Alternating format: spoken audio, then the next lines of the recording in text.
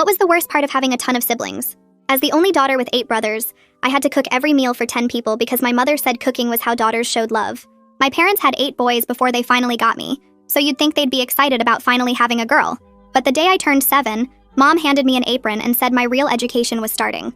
While my brothers played video games and threw footballs around, I was standing on a stool stirring boiling pots.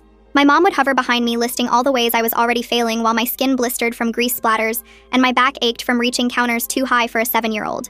By 10, my alarm went off at 4 a.m. every day, because breakfast for 11 people took 3 hours minimum when everyone wanted something different. Parker needed eggs over easy but not runny. Josh demanded fresh pancakes, not reheated ones. Ryan wanted bacon crispy. Ben required oatmeal. Isaac only ate French toast cut in triangles. Miles needed everything on separate plates because food couldn't touch. Dylan changed his mind constantly, and baby Micah screamed if his bottles weren't the perfect temperature. My feet would go numb from standing on cold kitchen tiles and my arms shook from lifting heavy pans, but sitting down meant starting over because laziness ruined food according to Mom. The cooking never stopped because after breakfast came packing 9 different lunches with 9 different preferences, then preparing snacks for whoever was home, then making lunch for the brothers who'd forgotten their packed ones, then more snacks, then starting the 4-hour dinner prep, then dessert, then evening snacks, then midnight sandwiches when teenage brothers got hungry.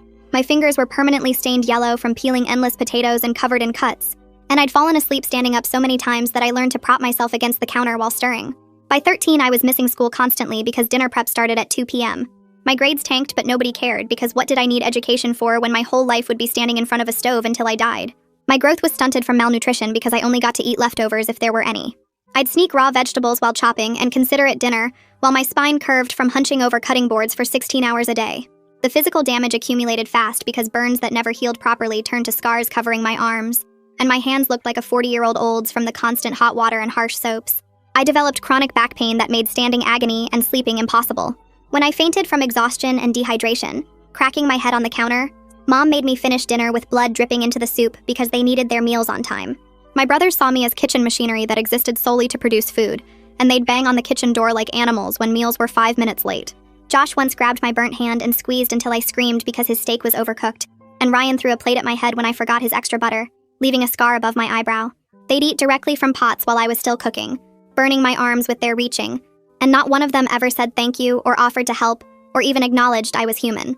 At 17, I discovered I'd developed arthritis in my hands from the constant chopping and stirring, and the doctor said I'd need surgery eventually, but my parents refused because who would cook during my recovery? That night, I decided I was done destroying my body for people who saw me as nothing but a food dispenser, so I applied to colleges across the country for anything that would get me away from kitchens forever. When my acceptance letter came for an engineering program with a full scholarship, I thought I'd finally found my escape. I kept the letter hidden and planned my departure carefully, saving tiny amounts from grocery money and hiding them in a tampon box because my brothers would never look there. The night before I planned to leave, I drugged their food with sleeping pills so they'd pass out and I could escape while they slept. But Mom caught me packing and screamed for Dad. They dragged me to the kitchen and Dad held up my acceptance letter while Mom pulled out scissors and cut it into confetti, letting the pieces fall onto the floor I'd mopped 1,000 times. "You think you're leaving?" Dad asked while my brothers stumbled in, groggy but awake enough to watch. "Check your bank account, your ID, your credit cards, because we canceled everything the day you were born knowing this moment would come." I pulled out my phone with shaking hands and found exactly what they'd said because everything was gone. Every account closed, every document reported stolen, every trace of my legal existence erased. Mom smiled while explaining they'd never registered my birth certificate properly, keeping me off the grid so I could never leave because how do you run when you don't technically exist? "You have no identity outside this kitchen," she said, pointing at the sink full of dishes. "You're not even legally a person, just our permanent kitchen help, and we made sure of that 18 years ago when we decided not to file your paperwork." My legs wouldn't move even though the sink was right there waiting. The confetti pieces of my scholarship letter stuck to my wet shoes while my brothers shuffled back to their rooms. Mom pushed past me to grab the mop and Dad locked the front door with 3 different locks I'd never noticed before. I washed dishes until my hands went numb in the cold water, scrubbing the same plate over and over while their words played on repeat in my head. That night after everyone went to bed, I crept to Dylan's room and found his old tablet he'd thrown in the closet months ago, when he got a new one. The battery was almost dead, but I plugged it in behind the washing machine and searched my name on every website I could think of. Nothing came up anywhere, not even old school photos or attendance records that should have been online. The screen showed 0 results for my name paired with our town, our state, even our address.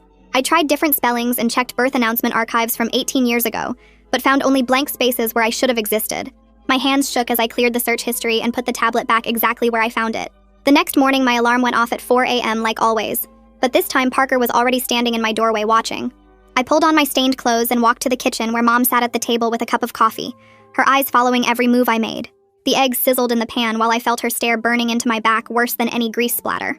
Parker stayed by the door the whole time I cooked, not saying anything but making sure I knew he was there. After breakfast, I started washing dishes and noticed Dad had installed a new lock on the kitchen window that only opened from the outside. While cleaning that night, I saw some torn pieces of my acceptance letter had fallen behind the trash can. I grabbed them quick and shoved them in my pocket, then later hid them in an old pad wrapper in the bathroom along with Dylan's tablet that I'd snuck back out. The pieces were small, but you could still see the university logo and part of my name typed on official letterhead. Over the next few days, everything changed in ways that made my stomach hurt constantly. New locks appeared on every window, and the keys disappeared into Dad's bedroom where none of us were allowed. Josh started sitting at the kitchen table doing homework while I cooked lunch, and Ryan took over the dinner shift, both of them watching me like guards. The car keys that used to hang by the door were gone, and I heard Dad tell Mom he'd hidden them in his gun safe. When grocery day came, I tried to take extra time comparing prices on pasta, reading every label twice and checking expiration dates. Miles showed up 20 minutes later and grabbed my arm hard enough to leave marks. He dragged me to the car without letting me finish shopping, and Mom was waiting at home with her arms crossed. She said I was grounded from shopping alone, and Ben would go with me from now on to make sure I didn't waste time. The next week at the store with Ben breathing down my neck, I went to the bathroom and saw a poster about domestic violence with a hotline number at the bottom. I stared at those 10 digits until they burned into my brain, then spent the rest of the day repeating them while chopping onions and peeling potatoes. That night during dinner cleanup, I waited until everyone was watching TV loud enough to cover any noise. I grabbed Dad's phone from where he'd left it charging and locked myself in the bathroom with the water running full blast. My fingers shook as I dialed the number, and a woman answered on the second ring with a calm voice that made me want to cry. I whispered as fast as I could about being trapped with no identity documents, and she told me to find a trusted adult at the school or go to a medical professional.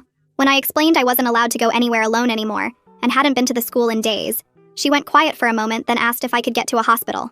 The toilet flushed in the hallway bathroom, and I hung up fast, deleting the call history and putting the phone back exactly where I found it. My parents must have sensed something because the next morning Mom announced new rules while I made breakfast. On top of cooking, I now had to clean the entire house every single day, including all 9 bedrooms and 3 bathrooms. She handed me a list that covered both sides of the paper with tasks that would take hours to finish. My new wake-up time was 3 a.m. to fit in the cleaning before starting breakfast, and she'd be checking my work with a white glove. That first day of the new schedule, my legs shook so bad from exhaustion that I had to hold onto the counter while stirring oatmeal. Ryan laughed when he saw me swaying and said I looked drunk, but really my body was shutting down from only sleeping 4 hours a night. While everyone ate dinner, I started documenting everything on Dylan's tablet that I kept hidden in the flour container. I took photos of the bruises on my arm from Miles grabbing me, and the burns covering both hands from that morning's bacon grease. Each injury got logged with the date and time written in a notebook I'd found in the trash, creating evidence of what they were doing to me. The camera captured scars I'd forgotten about, and fresh wounds still bleeding through bandages I'd made from paper towels and tape. That same night, after everyone went to bed, I pulled Dylan's tablet from the flour container and started searching for anything about delayed birth certificates while sitting on the bathroom floor with the door locked.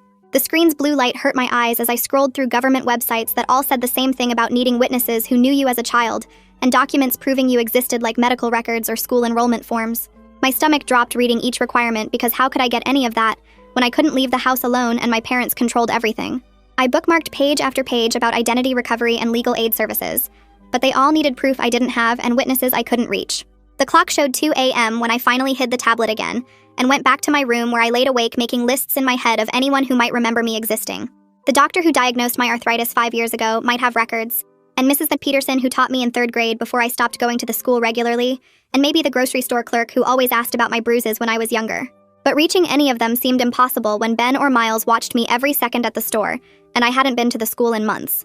3 days later during breakfast, Mom stood behind Dad's chair while he made an announcement that I was done with school permanently, since I'd never been properly enrolled anyway. "We've told everyone you moved to live with relatives," Mom said while my brothers kept eating. "You'll be staying here where you belong." My hands shook washing dishes while they explained how they'd already called the school to withdraw me, and nobody would be looking for me anymore.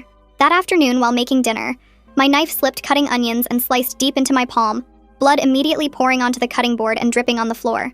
I stared at the cut for a second, then pressed harder, making it worse, knowing this would need stitches and might get me to a hospital where someone could help. Mom screamed when she saw the blood pooling on the counter, and Dad grabbed dish towels to wrap around my hand, while Josh ran for the car keys. At the emergency room, my parents stayed close while the triage nurse asked questions. But when it was time to clean and stitch the wound, a nurse named Ania took me back alone, saying hospital policy required privacy for treatment. The second the door closed, I grabbed her arm with my good hand and whispered as fast as I could that I was being held against my will with no identity documents and needed help.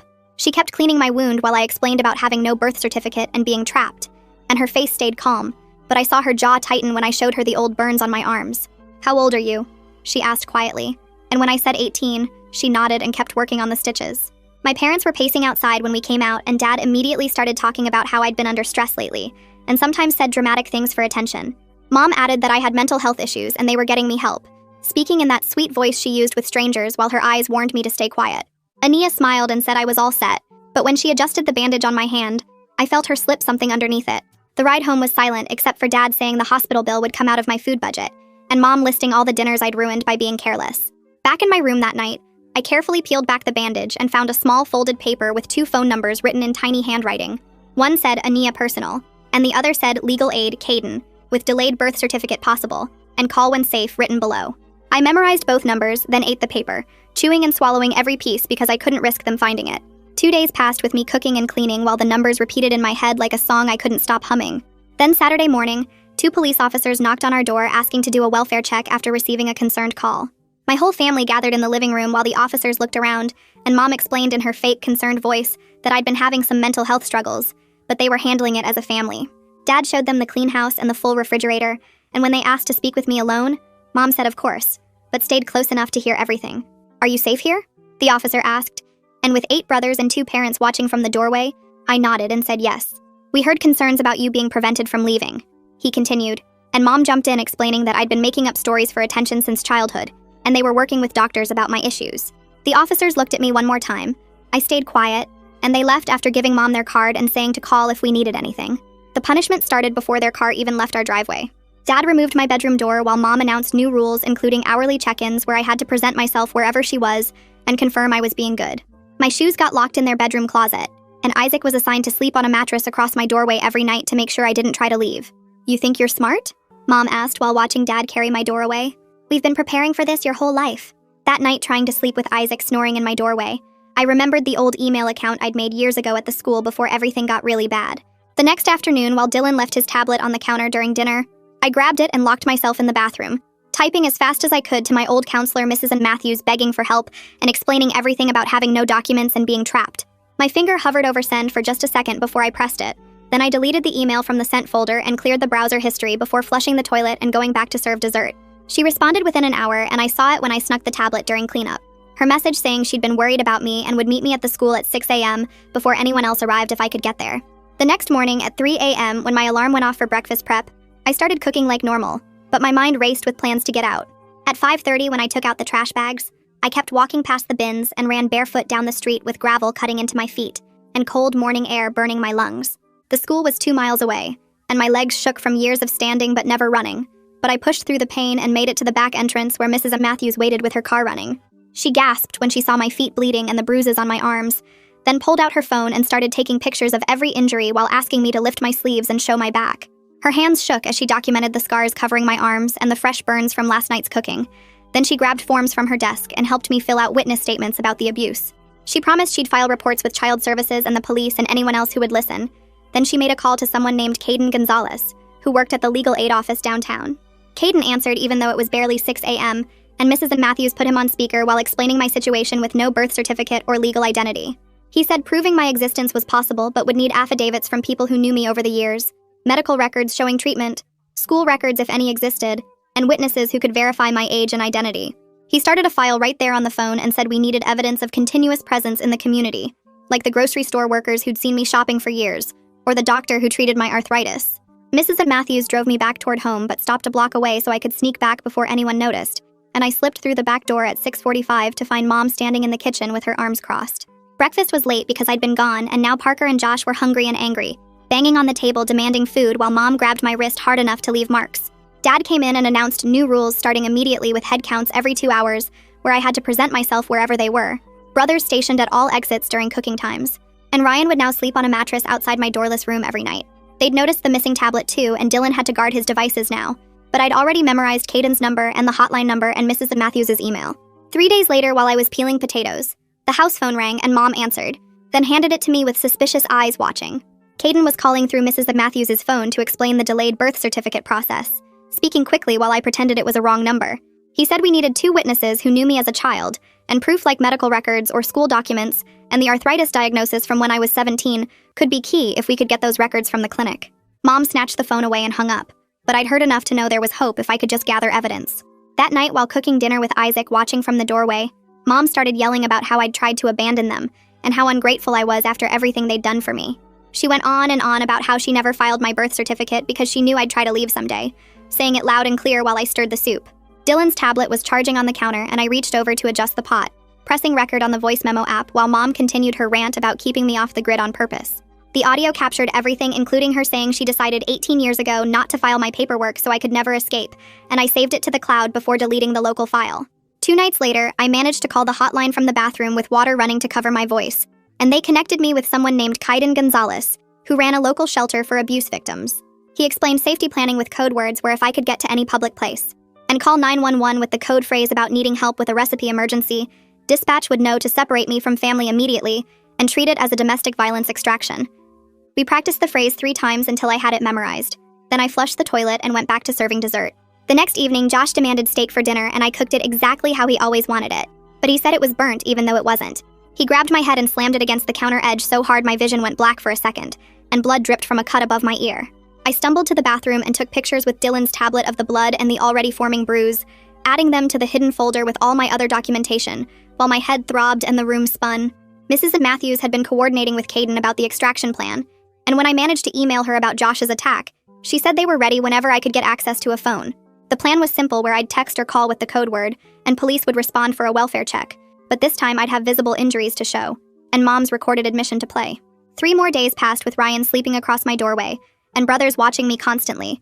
But then during lunch prep, when everyone was distracted by a game on TV, I grabbed Dylan's tablet from the counter. My hands shook as I typed the code phrase to Mrs. Matthews while stirring pasta with my other hand, then deleted the message and kept cooking like nothing happened. 20 minutes later, a knock came at the door and Dad went to answer, coming back with 2 police officers who said they'd received a concerning call. One of them was named Leo Gonzalez, according to his badge, and he asked to speak with me privately, while the other officer kept my family in the living room. In the kitchen, I showed Leo the fresh bruises from Josh, the cut on my head, the burns on my arms, and then played Mom's recorded admission about never filing my birth certificate. His face went serious as he documented everything with his body camera and phone, then called for backup and an ambulance while my parents started screaming threats from the living room. The paramedics arrived and said I needed hospital evaluation for the head injury, and Leo explained that as an adult being held against my will, I was free to leave with them for medical treatment. My parents tried to block the door, but Leo stood between us while I walked out barefoot with nothing but the clothes I was wearing, leaving behind 18 years of imprisonment. At the hospital, a social worker named Brock Gonzalez met us in the emergency room and started intake paperwork for the shelter, while nurses documented my injuries and ran tests on my head.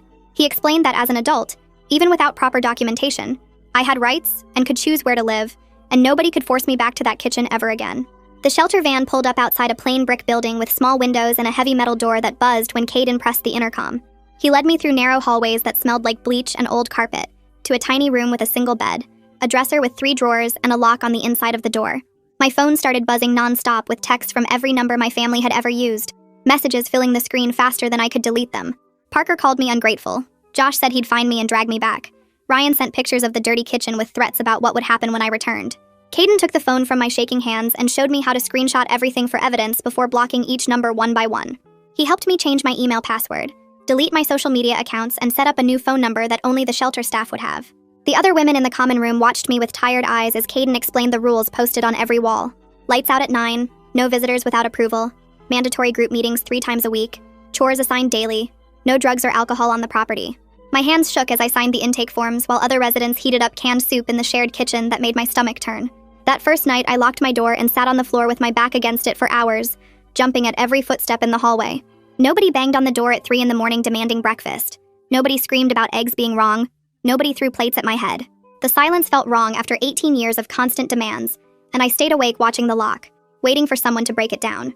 Morning came with Kaiden arriving to start the legal paperwork, spreading forms across the shelter's conference room table. He explained we needed to file for an emergency protective order first, then start the delayed birth certificate petition that would take months. The protective order required listing specific incidents, so I wrote about Josh squeezing my burned hand, Ryan throwing the plate, the head injury from 3 days ago. Kaiden said we needed witness statements, so he called Ania at the hospital, who agreed to provide documentation immediately. She faxed over 3 years of emergency room visits with detailed injury reports, photos of burns and bruises, notes about malnutrition and exhaustion. The counselor from the school drove to the shelter with a box of whatever records she could find from when I'd attended sporadically. Attendance sheets from elementary school showed my name, old report cards with teacher comments about me falling asleep in class, vaccination records from the school nurse. Every piece of paper helped prove I existed, even though my parents never filed the birth certificate properly. My family started posting on social media that I was missing and mentally unstable, sharing old photos with captions about their poor sick daughter who needed help. Josh found the shelter's public email and sent messages saying he knew where I was hiding and would come get me soon. Caden printed every threat, saved every screenshot, documented the times and dates in a log he kept locked in his office. 3 days later, Josh's truck appeared in the shelter parking lot, driving slowly past the windows over and over again. The other residents recognized the hunting behavior and pulled me away from the windows while Caden called the police. Josh drove off before they arrived but came back the next morning, then again that afternoon, circling like a shark. Caden made phone calls all day until another shelter 40 minutes away agreed to take me immediately for safety reasons. I packed my 3 changes of clothes and toothbrush into a garbage bag, while the other women kept watch at the windows. The transfer happened at 2 in the morning with me lying flat in the back seat of an unmarked car, while we drove in circles to make sure nobody followed. The new shelter looked exactly like the first one with the same rules, same bleach smell, same tired women in the common room. I tried to get a state ID the next week, taking 3 buses to reach the DMV with my folder of documents. The clerk looked at my papers and shook her head, saying I didn't have enough proof of identity without a birth certificate. Caden met me there and explained about a special process for homeless individuals using shelter verification letters and affidavits. We'd have to go through social services first, get a case number, then return with different forms that might work better.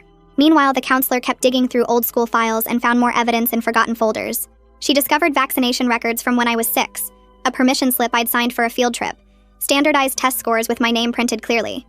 None of it was official proof of identity, but each piece helped build the case that I was a real person who'd lived in this town. The protective order hearing came 3 weeks later in a courtroom that smelled like wood polish and fear. My parents showed up in their church clothes looking respectable while I wore donated pants that were too short and a shirt with a small stain. Mom dabbed at her eyes with a tissue while Dad sat straight-backed and serious, the picture of concerned parents. I had to stand at the witness stand and describe the abuse while the judge wrote notes, and my parents' lawyer objected to everything. Judge Sterling asked specific questions about dates and times, making me repeat the worst moments in clinical detail. After 2 hours of testimony and reviewing Ania's medical documentation, he granted a temporary protective order for 90 days. He warned that without more evidence, a permanent order would be harder to obtain, and criminal charges were unlikely. My parents had to stay 500 feet away from me and couldn't contact me directly or through other people. Dad violated the order within a week by parking his truck across from the shelter's main entrance. I called 911 with shaking hands while watching him sit there for 3 hours, just staring at the building. Leo arrived to document the violation, taking photos of the truck and writing up a report about the distance measurements. Dad got a warning but no arrest because he claimed he didn't know that was the shelter and was just resting. The prosecutor said first violations rarely resulted in jail time unless there was direct contact or threats of violence. I learned that protection orders were just paper that couldn't actually stop someone determined to find me. 2 days after Dad's truck warning, Caden called me into his office at the legal aid building with a stack of papers thick as a phone book. He spread everything across his desk while explaining each form for the delayed birth certificate petition, pointing at boxes where Ania and the counselor had signed their affidavits, swearing they knew me and could verify my age. The court clerk stamped our filing that afternoon and handed back a yellow slip with a date circled in red pen 6 weeks away, which felt like years when you're trying to exist without legally existing. That night at the shelter, I used Caden's computer to type an email to the engineering department at my scholarship university, explaining why I couldn't provide transcripts or ID yet, but attaching copies of the court filing and protective order as proof I wasn't making this up. Their response came 3 days later saying they'd hold my spot for 1 full year if I could provide legal identity documents by next August. And while it wasn't perfect, having that deadline gave me something to work toward instead of just floating in legal limbo.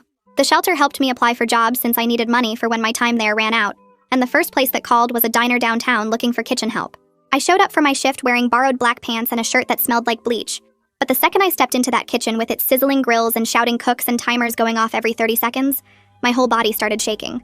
The manager showed me how to work the fryer while orders piled up on the rail, and someone yelled about needing more bacon, and suddenly I was 7 years old again with Mom screaming about ruined eggs while my skin burned from grease.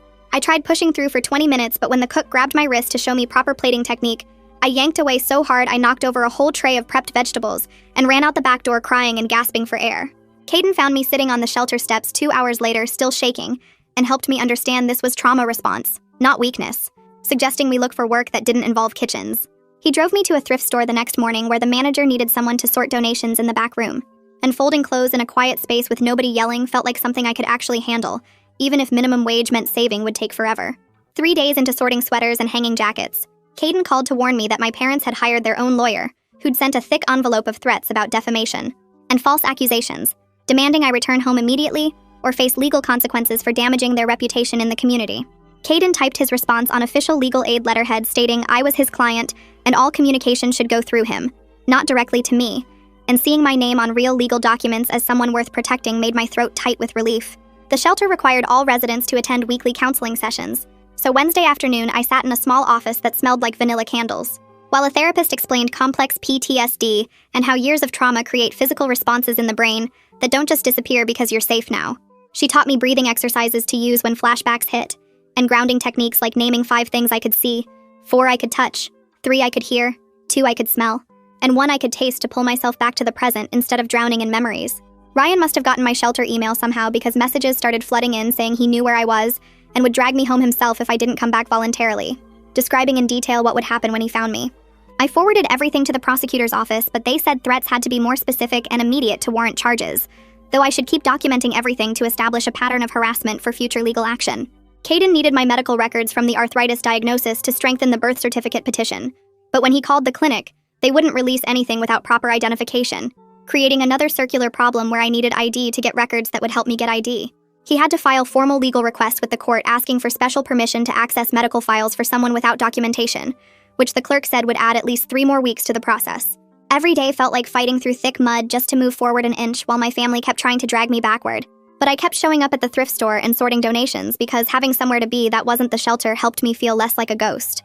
After 3 weeks of legal back and forth with the clinic, a manila envelope finally arrived at Caden's office containing 5 years of treatment records, showing arthritis diagnosis at 13, multiple visits for repetitive stress injuries, documented malnutrition, and notes about burns and cuts consistent with kitchen accidents.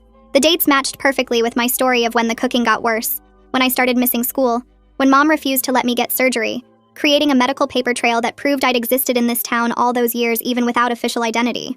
Using those records plus the shelter's verification letter and the counselor's affidavit, Caden drove me to City Hall where they had a special program for issuing municipal ID cards to homeless residents who couldn't get state identification. The clerk took my photo against a white wall and typed my information into her computer, while I watched my name appear on an official screen for the first time in my life, then handed me a plastic card with my picture. And the city seal that wasn't a driver's license but was the first real proof that I was actually a person who existed in the world. The next morning, Caden called me at the shelter to schedule an appointment with Social Security since getting the municipal ID was just the first step. He explained that Social Security would need all the same documents plus more forms, and we'd probably have to go back 3 or 4 times before they'd process anything. I met him at his office downtown where he had a thick folder with copies of everything we'd collected so far. We walked to the Social Security building 6 blocks away and took a number from the red dispenser by the door. The waiting room was packed with people holding folders just like mine, and the digital display showed we were number 247, while they were only on 189. 3 hours later, when they finally called our number, the clerk looked at our documents and shook her head. She handed us 4 more forms to fill out and said we needed additional proof of continuous residence, which meant getting utility bills or rental agreements from places I'd never officially lived. Caden stayed calm while explaining my situation, but the clerk just kept repeating that rules were rules, and we'd need to come back with everything completed. Walking back to his office, he told me this was normal, and we'd keep trying until something worked. That same week, the court sent a letter saying my delayed birth certificate petition required public notice in the local newspaper for 30 days. Anyone who wanted to object could file paperwork, and we'd have to wait the full month before moving forward. The notice cost $200 that the legal aid office covered, but it meant more waiting and more uncertainty about whether my parents would try to block it. Sure enough, 5 days after the notice appeared, their lawyer sent a message to Caden's office. My parents were offering to forgive everything and welcome me home if I dropped all the legal proceedings and stopped this nonsense. They'd even let me finish high school and get a job in town as long as I came back immediately, and apologized for the trouble I'd caused. Reading their message made my hands shake, but not from fear anymore. I recognized the manipulation for what it was, and told Caden not to respond at all. 2 months had passed in the shelter, and the staff said my time was almost up since they had limits on how long people could stay. Caden found me interviewing for a shared apartment with a woman named Sarah, who'd left her own bad situation 6 months earlier. The apartment was tiny with water stains on the ceiling and bars on the windows, but it had 2 bedrooms and a deadbolt I could control myself. Sarah worked nights at a warehouse so we'd barely see each other, but she understood why I jumped at every noise and didn't ask questions when I checked the locks 5 times before bed. Moving in meant carrying my 3 bags of belongings up 4 flights of stairs to a room with just a mattress on the floor. The kitchen was smaller than the one I'd spent my childhood trapped in, but I could choose to use it or not. Some days I'd make a sandwich, and other days I'd eat cereal straight from the box just because I could. 3 weeks after moving in, another manila envelope arrived at Caden's office. The medical clinic had finally sent all my records from age 13 to 17, showing continuous treatment for arthritis and repetitive stress injuries. The doctor's notes described burns on my arms and hands consistent with kitchen accidents, and mentioned concerns about malnutrition based on my weight and growth patterns. Every date matched the timeline I'd given them, and Caden said this was exactly what we needed to strengthen the birth certificate petition. The second protective order hearing came up faster than expected when Sterling called us in after my dad was caught driving past the thrift store where I worked. He'd violated the temporary order 3 times, and the prosecutor had photos from security cameras showing his car parked across the street for hours. Sterling reviewed all the evidence, including the threatening messages my brothers kept sending and the harassment documentation Caden had been collecting. After 20 minutes of testimony, Sterling extended the protective order for a full year and warned my family that any contact would result in immediate arrest. My first real paycheck from the thrift store was only $312 for 2 weeks of work, but it was mine. I walked to the bank with my municipal ID and opened my first account while the teller explained about minimum balances and monthly fees. Depositing that check felt like the first real proof I could survive on my own, even if it meant eating rice and beans most nights. The scholarship office called Caden since they couldn't reach me directly, and confirmed they'd hold my spot for 1 more year. They suggested I take community college courses that could transfer later, and sent information about resources for first-generation students. The woman on the phone said they understood my situation was unusual, and wanted to help however they could. Using the financial aid office for displaced persons, I enrolled in basic math and English at the community college downtown. The classes started at night so I could keep working at the thrift store during the day. Sitting in that classroom with a notebook and pencil instead of standing at a stove felt impossible and wonderful at the same time. The math professor wrote equations on the board while I took notes like a normal student, even though nothing about my path there had been normal. My family's messages slowed down once they realized I wasn't responding to anything. Ryan still sent threats every few days and Josh left voicemails at the shelter, but I stopped reading or listening to any of it. They were still out there somewhere, but I was learning to focus on moving forward instead of looking back at what they'd taken from me. 3 weeks later at the courthouse, I sat in the waiting area with my folder of evidence while Caden checked his watch and reviewed our paperwork one more time. Sterling Gonzalez called our case number and we walked into the small hearing room where the court reporter was already typing, and the judge sat behind his tall desk shuffling through documents. I placed my folder on the table and pulled out each piece of evidence we'd collected over the past months. While Sterling examined the medical records from my arthritis diagnosis, the school vaccination forms the counselor had found, and the affidavits from Ania and the counselor stating they knew me and could verify my identity. Sterling asked me basic questions about my birth date and parents' names, while I answered clearly and watched him write notes on his legal pad. After 40 minutes of reviewing everything, he signed the order granting my delayed birth certificate petition and told me the official document would arrive in 4 to 6 weeks. I walked out of that courthouse knowing I'd soon be legally real for the first time in my life. The next morning, Caden picked me up early and we drove to the DMV where I filled out the application for a state ID using the court order as proof of identity. The clerk took my photo and fingerprints while explaining the temporary paper ID would work until the plastic card arrived in 2 weeks. From there, we went straight to the Social Security office where the wait was 3 hours. But I didn't care because I was finally building my legal existence piece by piece. Caden helped me fill out the SS5 form and explained each section while I provided the court order and my new temporary ID as supporting documents. The clerk entered everything into their computer and gave me a receipt saying my Social Security card would arrive within 10 business days at the shelter address. 2 days later, I was shopping for groceries after my shift at the thrift store when I turned down the aisle with kitchen supplies and my whole body locked up. The wall of pots and pans and cooking utensils made my hands start shaking, and my breathing got shallow while memories of burning oil and 16-hour days flooded back. I pressed my back against the opposite shelf and used the grounding technique my therapist taught me, naming 5 things I could see, 4 I could touch, 3 I could hear, 2 I could smell, and 1 I could taste. My breathing slowed and I walked past the kitchen section without running, choosing recovery over the fear that wanted to control me. The counselor had texted asking to meet for coffee, so I showed up at the cafe near the school wearing my community college sweatshirt instead of the stained aprons she'd always seen me in. She stood up when she saw me, and her eyes got watery as she looked at my clean clothes and the textbooks I was carrying instead of burn cream and bandages. "You look so different," she said while we sat down with our drinks. I showed her my temporary ID and the court order for my birth certificate while explaining about my classes and the job at the thrift store and how I was learning to exist as a real person. She wiped her eyes and told me she'd never stop being proud of what I'd accomplished. 4 weeks after the hearing, I checked the shelter mail and found the envelope from Vital Records with my name printed on the outside. I opened it carefully and pulled out my birth certificate, this official document that proved I existed, and had always existed even when my parents tried to erase me. The paper had raised seals and signatures and my full name typed clearly along with my birth date, and the state seal making it real and legal and mine. Caden met me that afternoon to help with the passport application, since we needed to plan ahead for when I'd return to university. We went to the post office where I filled out the DS-11 form and provided my birth certificate and ID, while the clerk took my photo against the white background. She said the passport would take 6 to 8 weeks, but I could track it online using the confirmation number she gave me.